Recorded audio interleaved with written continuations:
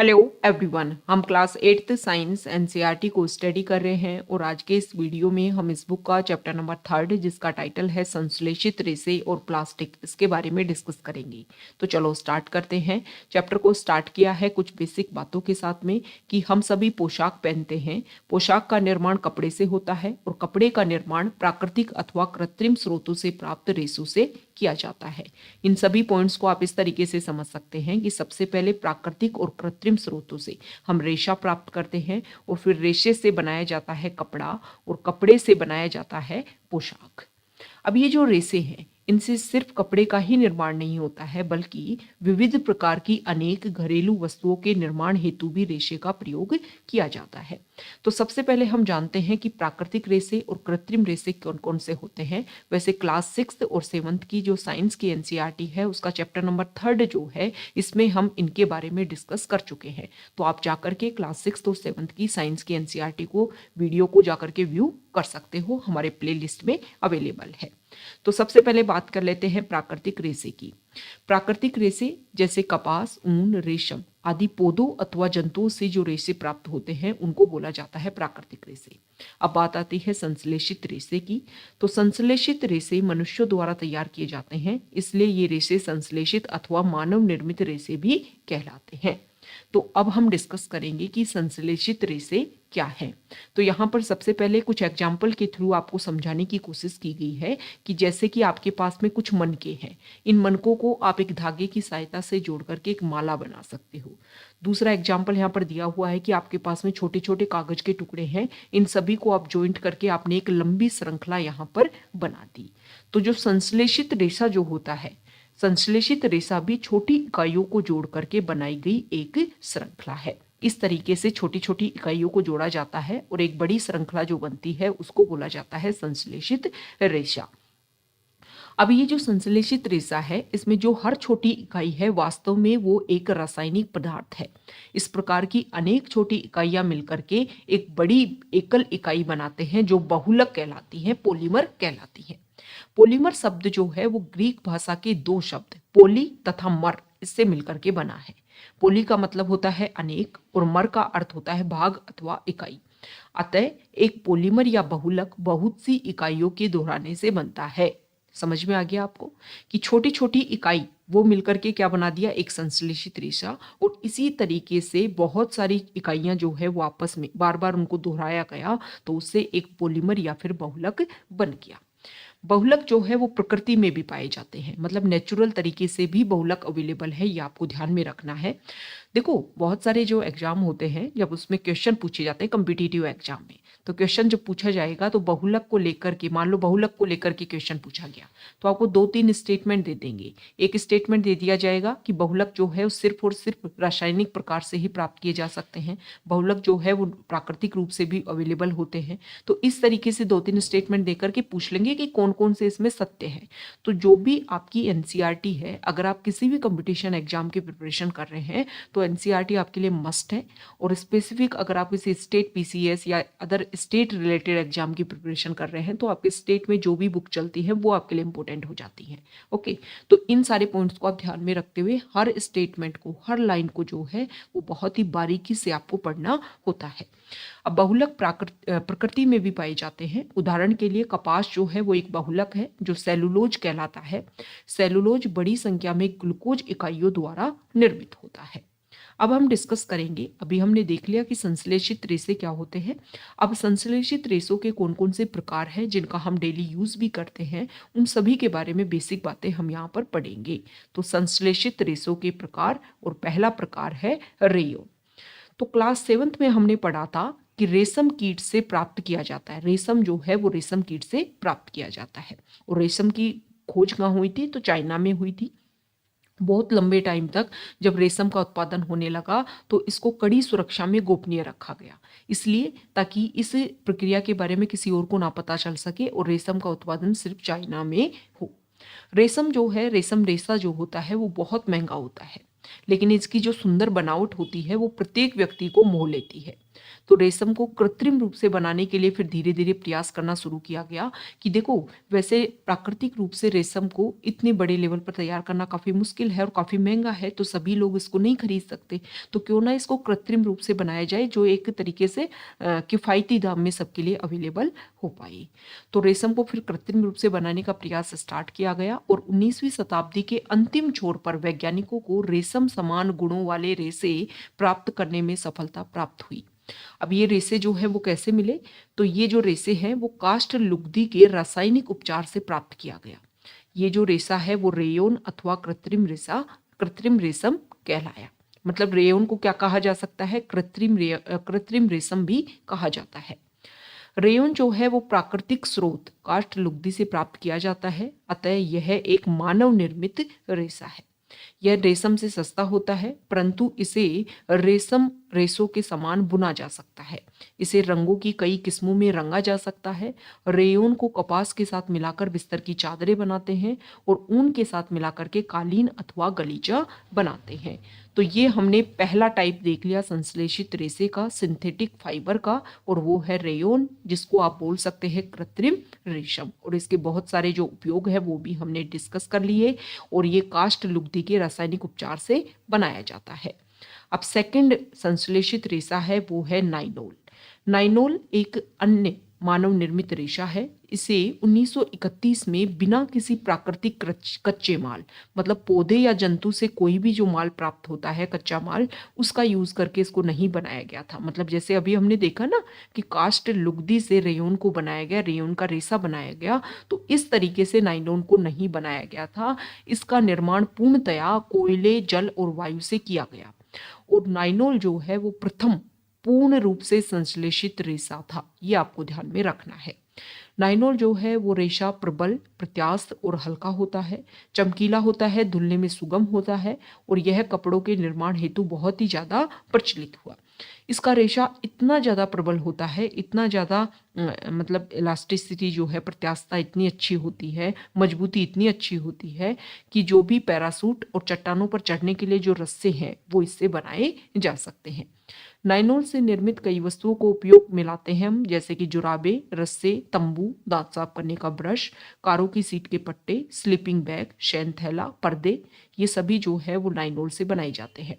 Nylon का उपयोग parachute, और यहाँ पर अभी हमने डिस्कस किया कि चट्टानों पर चढ़ने की जो रस्सी है उसका निर्माण करने में भी इसका उपयोग किया जाता है। एक नाइलोन का तार जो होता है वो इस्पात के तार से भी अधिक प्रबल होता है। तो ये नाइलोन के बारे में हमने बेसिक बातें डिस्कस की। इसके बाद में कुछ यहाँ पर एक्टिविटी दी हुई है कि किस किस तरीके से आप इनकी जो मजबूती है उसको जान सकते हो। अब थर्ड नंबर पर संश्लेषित रेशा आता है पॉलिएस्टर और एक्रिलिक। पॉलिएस्टर जो है वो भी एक संश्लेषित रेशा है।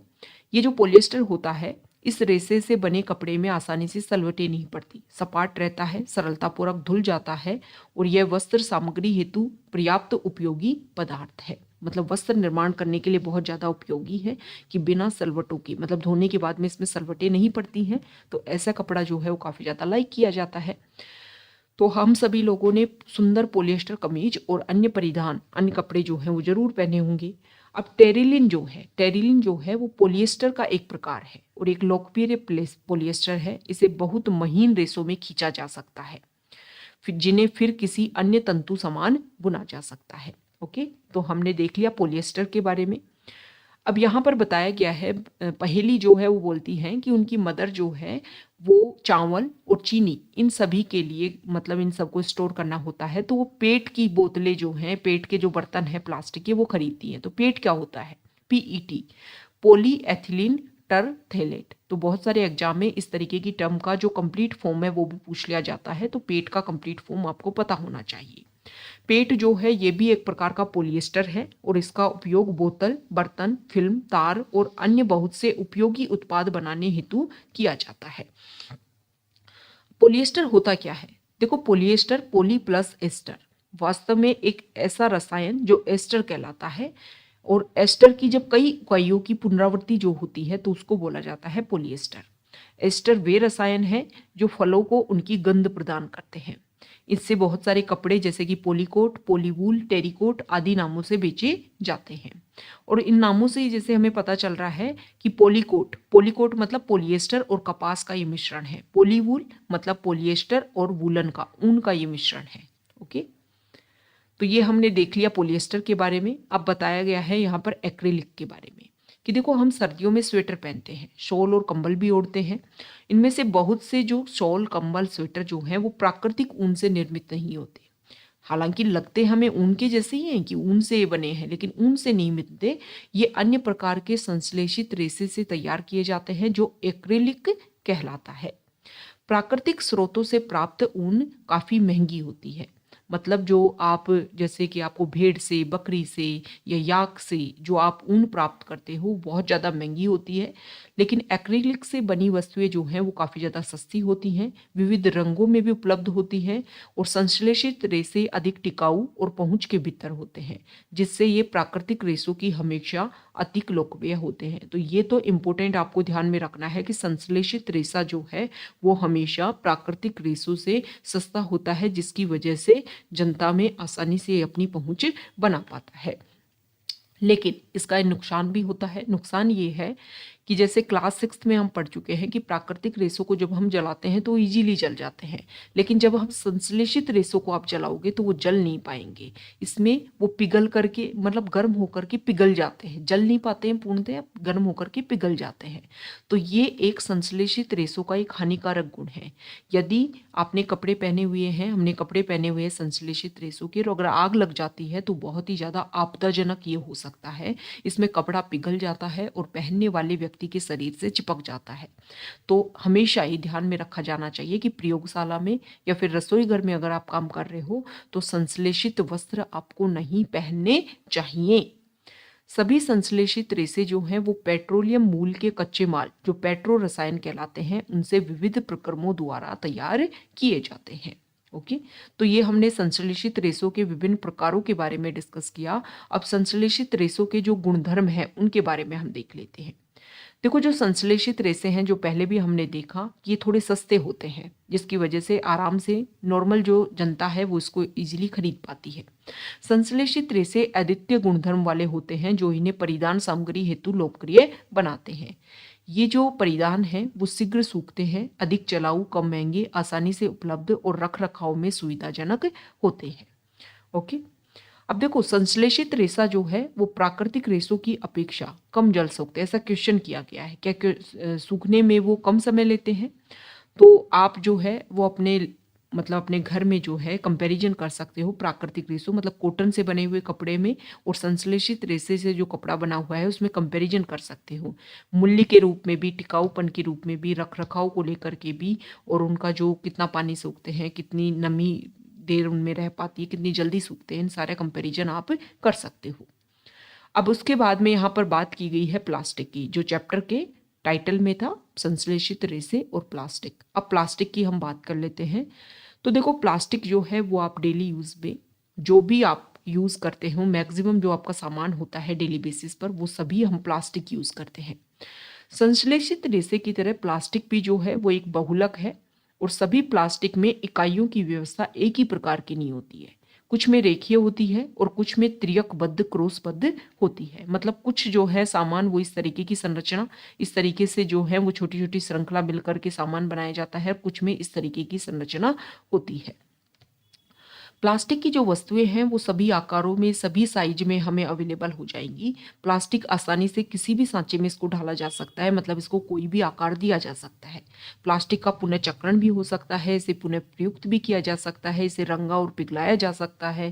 प्लास्टिक को बेलकर चादरों में बदला जा सकता है, इसकी तारें बनाई जा सकती हैं। मतलब प्लास्टिक के बहुत सारे उपयोग हैं।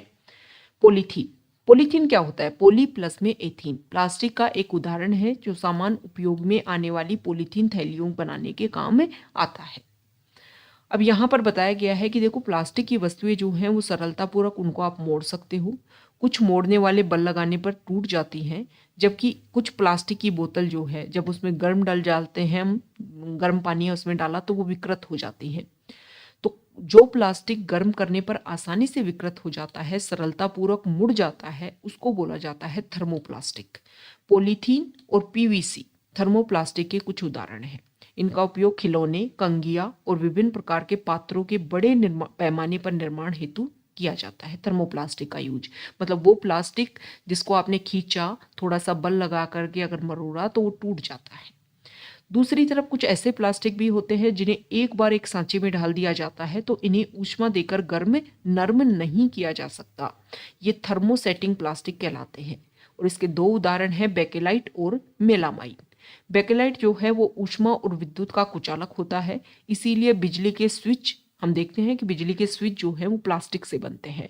बिजली का प्रवाह होता है लेकिन फिर भी वो पिघलते पिघलते नहीं है। इसका कारण क्या होता है कि वो थर्मोसेटिंग प्लास्टिक से बने होते हैं। तो बिजली के स्विच, विभिन्न बर्तनों के हत्थे आदि बनाने में काम आते हैं ये प्लास्टिक, बेकेलाइट प्लास्टिक। मेलामाइन जो प्लास्टिक है वो भी एक बहुउपयोगी पदार्थ है और आग का प्रतिरोधक होता है।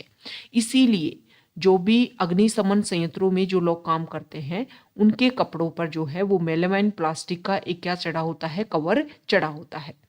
मेलामाइन एक बहुउपयोगी पदार्थ है, आग का प्रतिरोधक होता है, अन्य प्लास्टिक की अपेक्षा ऊष्मा को सहने की अधिक क्षमता रखता है। फर्श की टाइलें, रसोई के बर्तन और कपड़े बनाने के लिए उपयोग में ये लिया जाता है जो आग का प्रतिरोध करते हैं। तो यहाँ पर थर्मोप्लास्टिक और थर्मोसेटिंग प्लास्टिक के कुछ एग्जाम्पल यहाँ पर दिए हुए हैं। अब देखो बताया गया है कि प्लास्टिक जो है वो विकल्प पदार्थ है। हम कोई भी खाद्य सामग्री, जल, दूध, अचार, इन सभी को अगर हमें संचयन करना हो तो प्लास्टिक पात्र सबसे हमें सुविधाजनक लगते हैं। इसका कारण क्या है? क्योंकि प्लास्टिक जो है वो भार में हल्का होता है, इसकी कीमत कम होती है, इसका सामर्थ्य अच्छा होता है और ये उपयोग में आसानी होता है इसको लेने में। धातुओं की अपेक्षा हल्का होने के कारण प्लास्टिक का उपयोग कारों में, वायुयानों में और अंतरिक्ष यानों में भी होता है। ओके, अब यहाँ पर प्लास्टिक के कुछ गुणों की बात की गई है। देखो प्लास्टिक जो है वो अनअभिक्रियाशील है। अनभिक्रियाशील है मतलब जैसे कि लोहे को आपने खुले में रख दिया तो वायु के साथ में और नमी के साथ में मिलकर के उसको जंग लग जाएगी। लेकिन जो प्लास्टिक है उसको आसानी से आप खुले में भी रख सकते हो, लेकिन वो नमी और जल के साथ में मिलकर के मतलब जल और वायु के साथ में मिलकर के अभिक्रिया नहीं करते हैं, उनका संक्षारण जो है वो आसानी से नहीं होता है। इसलिए इनका उपयोग बहुत से रसायनों सहित विभिन्न प्रकार के पदार्थों के संचयन हेतु किया जाता है। दूसरा, प्लास्टिक हल्का, प्रबल और चिरस्थायी है। देखो आप इस तरीके से समझिए कि प्लास्टिक हल्का होता है, जैसे कि आप अपने घर में वो बर्तन लीजिए जो पहले के ज़माने में आपकी दादी नानी के टाइम में यूज़ किए जाते थे। जैसे कि आप लोहे की बाल्टी यूज़ कीजिए, कितनी भारी होती थी। तो प्लास्टिक जो है उसका अल्टरनेट आया प्लास्टिक की बाल्टी, कितनी हल्की होती है, साइज में भी अलग अलग साइज में, चिरस्थायी होती है, लंबे समय तक आप यूज़ कर सकते हो। और प्लास्टिक जो है वो सामान्यतः धातुओं की अपेक्षा सस्ता भी होता है। उद्योगों और घरेलू कार्यों के व्यापक रूप से इसको उपयोग में लाया जाता है। ओके, प्लास्टिक जो है वो कुचालक होता है।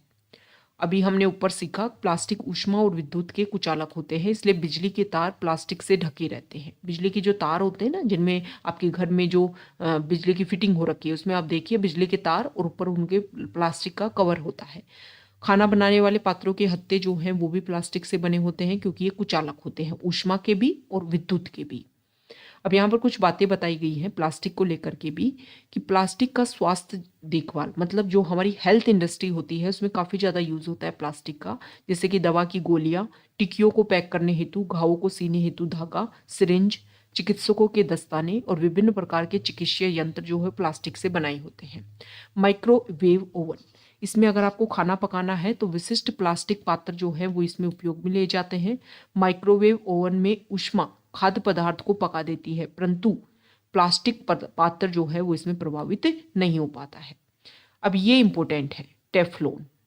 देखो आपने नॉन स्टिक जो आपके बर्तन आप घर में यूज़ करते हो, ओके, आपने इस तरीके के जो घर में आपके यूज़ भी करते होंगे जिनमें नॉन स्टिकी तवा जो होता है जिसमें आप ऑयल की एक बूंद यूज़ करते हो और आपका खाना बन जाता है। तो टेफ्लॉन एक विशेष प्रकार की प्लास्टिक है जिस पर तेल और जल चिपकता नहीं है। ये जो इस तरीके के जो बर्तन है वो भोजन पकाने के लिए पात्रों पर न चिपकने वाली परत लगाने के काम आता है। मतलब बर्तन पर टेफ्लॉन की परत लगा दी तो उसमें आप कम ऑयल में भी खाना बना सकते हो। नेक्स्ट है अग्नि से प्लास्टिक। देखो अभी हमने डिस्कस किया कि मेलामाइन जो प्लास्टिक होता है वो एक तरीके से किसका आग प्रतिरोधक होता है, इसलिए जो आग बुझाने वाले कर्मचारी होते हैं उनके परिधानों पर मेलामाइन प्लास्टिक की परत चढ़ी होती है जो उसे अग्निरोधक बना देती है। अब प्लास्टिक और पर्यावरण, देखो हम प्लास्टिक को बहुत ज़्यादा यूज़ करते हैं, हम घर से बाहर सामान लेने जाते हैं तो मैक्सिमम प्लास्टिक की जो थैलियाँ होती है उसमें हमें डाल करके दे दिया जाता है। इसी बुक के चैप्टर नंबर 2 में हमने डिस्कस किया था किसके बारे में, जो सूक्ष्म जीव हैं उनके बारे में। सूक्ष्म जीव क्या करते हैं कि हमारी प्रकृति में जो भी अपशिष्ट आता है, चाहे वो पेड़ पौधों का अपशिष्ट हो या फिर जानवरों का अपशिष्ट हो, इसको सूक्ष्म जीव जो हैं वो उनको अपघटित कर देते हैं और उनको सूक्ष्म सूक्ष्म पदार्थों में डिवाइड करते हैं, सूक्ष्म सूक्ष्म पार्ट्स में डिवाइड कर देते हैं जो हमारी प्रकृति में दोबारा से उनका रीयूज हो जाता है। लेकिन प्लास्टिक जो है वो उसको सूक्ष्म जीव भी अपघटित नहीं कर पाते। पदार्थ जो प्राकृतिक प्रक्रिया जैसे जीवाणु की क्रिया द्वारा अपघटित हो जाता है उसको बोला जाता है जैव निम्नीकरण पदार्थ, और वो पदार्थ जो प्राकृतिक प्रक्रियाओं द्वारा सरलता से विघटित नहीं होता उसे जैव अनिम्नीकरणीय पदार्थ कहलाता है। तो यहाँ पर कुछ अपशिष्ट है और उसके बारे में बता रखा है कि कौन से अपशिष्ट को अपहास होने में, उसको खत्म होने में कितना समय लगता है और पदार्थ की प्रकृति क्या है।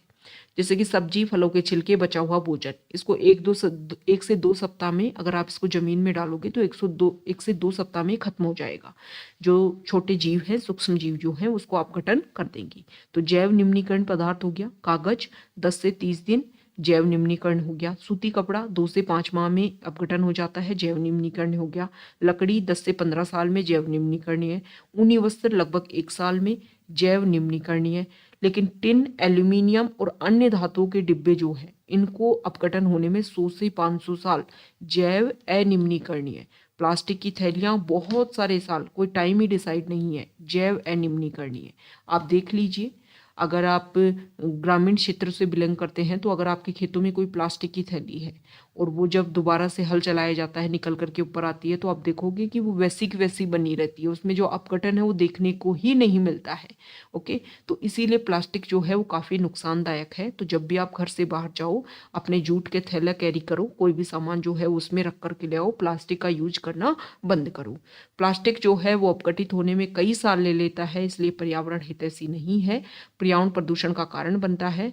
और जब इस संश्लेषित पदार्थ को जलाया जाता है, मतलब ऐसा भी नहीं है प्लास्टिक को आपने जलाया तो वो खत्म हो जाएगा, ना ना, पूर्णतः जलता ही नहीं है, बहुत लंबा समय लेता है और भारी मात्रा में विषैली गैसें इससे उत्सर्जित होती है।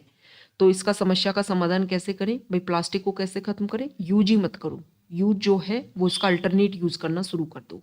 ओके, तो प्लास्टिक अपशिष्ट को पुनःचक्रित करना बेहतर होगा। अधिकांश थर्मोप्लास्टिक पुनःचक्रित किए जा सकते हैं। ओके, जिन वस्तुओं का पुनःचक्रण किया जा सकता है उनकी आप सूची बनाइए, ऐसा यहाँ पर बताया गया है। क्लास 8 के हिसाब से यहाँ पर कुछ इंपॉर्टेंट पॉइंट्स रख रखे हैं, लेकिन यहाँ पर ये इंपॉर्टेंट बात है कि आप सभी को ध्यान में रखना चाहिए, एक उत्तरदायी नागरिक के रूप में 5R सिद्धांत को आप याद रखिए। उपयोग कम करिए, रिड्यूस, पुनः उपयोग करिए, रीयूज, पुनः चक्रित करिए, रिसाइकिल, पुनः प्राप्त करिए, रिकवर, और उपयोग ना करना, रिफ्यूज। इस प्रकार की आदतें जो हैं वो पर्यावरण के लिए काफ़ी ज़्यादा हितैषी है। तो यहाँ पर ये बताया गया है कि प्लास्टिक की थैलियों को हम यूज़ करते हैं। अब जानवर जो हैं, गाय और भी जो जानवर हैं वो इनको खा लेते हैं, खाने के बाद में उनके गले में फंस जाती हैं, आमाशय में जाकर के फंस जाती हैं और एक तरीके से उनके जाकर के शरीर में जो है वो परेशानी क्रिएट करती है, इनसे जानवरों की मृत्यु तक हो जाती है। अगर हम प्लास्टिक की थैलियों को इधर उधर फेंकते हैं तो ये नालियाँ जो हैं उनको अवरुद्ध कर देती हैं, और चिप्स, बिस्किट, अन्य खाद्य पदार्थों के रैपर सड़क पर, उद्यान, पिकनिक के स्थान पर हम फेंक देते हैं। तो हम एक उत्तरदायी नागरिक बने और इस तरीके से हमारा जो जगह है उसको हम क्लीन करके रखें। तो हमें क्या करना है, प्लास्टिक की थैलियाँ जलाशयों में, सड़क पर नहीं फेंकनी है। खरीदारी के लिए जाते समय सूती कपड़े का थैला या जूट का थैला घर से लेकर के जाएंगे। प्लास्टिक पदार्थों का उपयोग कम से कम करना है। उदाहरण के लिए प्लास्टिक के स्थान पर स्टील से बने भोजन रखने के डिब्बे को प्रयोग में ला सकते हैं। तो ये हमारा चैप्टर हो गया, चैप्टर नंबर 3, जिसमें हमने डिस्कस कर लिया संश्लेषित रेशों के बारे में और प्लास्टिक के बारे में। अब चैप्टर की जो समरी है वो हम देख लेते हैं कौन कौन से इंपॉर्टेंट पॉइंट हैं। संश्लेषित रेशे और प्लास्टिक जो है वो प्राकृतिक रेशों की भांति बहुत बड़ी इकाइयों से निर्मित होते हैं, जो बहुलक कहलाते हैं। बहुलक अनेक छोटी इकाइयों से निर्मित होते हैं, जबकि प्राकृतिक रेशे पौधों और पौधों और पशुओं से प्राप्त होते हैं। संश्लेषित रेशे जो हैं वो पेट्रो रसायन के रासायनिक प्रक्रम से प्राप्त होते हैं। प्राकृतिक रेशों की भांति इन रेशों को भी कपड़ों के रूप में बुना जा सकता है। संश्लेषित रेशों का उपयोग घरेलू वस्तुओं जैसे रस्से, बाल्टी, फर्नीचर, पात्र आदि से लेकर वायुयान, जलयान, अंतरिक्षयान, स्वास्थ्य सेवा आदि उच्च विशिष्टता वाले उपयोग में भी लिया जाता है। संश्लेषित रेशों के वृहद निर्माण हेतु उपयोग में लिए गए रसायनों के प्रकार के आधार पर इन्हें रेयोन, नाइनोल, पॉलिएस्टर और एक्रिलिक नाम इनके रख दिए गए हैं। विभिन्न प्रकार के जो रेशे हैं वो अपनी प्रबलता, जल अवचूषण क्षमता, दहन प्रकृति, मूल्य, चिरस्थायित्व आदि गुणों में परस्पर भिन्नता रखते हैं। प्लास्टिक के बिना जो है वो आज का जीवन आप कल्पना नहीं कर सकते हैं। चाहे घर में चाहे बाहर प्लास्टिक चारों तरफ है।